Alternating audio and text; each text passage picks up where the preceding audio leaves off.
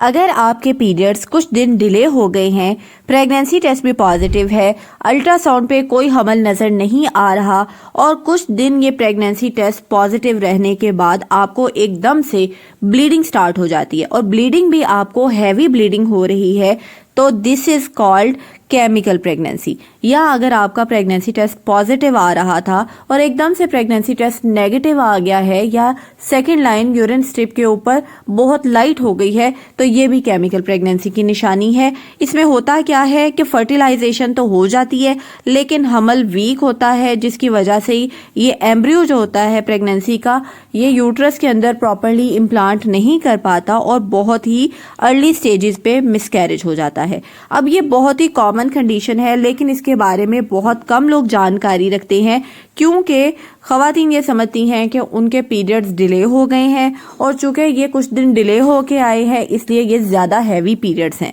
लेकिन बेसिकली वो chemical pregnancy होती है जिसमें ब्लीडिंग के साथ अक्सर क्लॉट्स भी नज़र आते हैं और ये केमिकल प्रेगनेंसी अक्सर ही डायग्नोज्ड रहती है।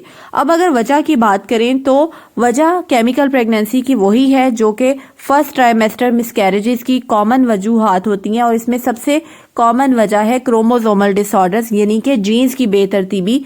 चूंकि ये हमल जेनेटिकली नॉर्मल नहीं होता इसलिए नॉर्मल प्रेगनेंसीज की तरह इसकी ग्रोथ नहीं हो पाती और ये बहुत अर्ली स्टेजेस पे मिसकैरेज हो जाता है।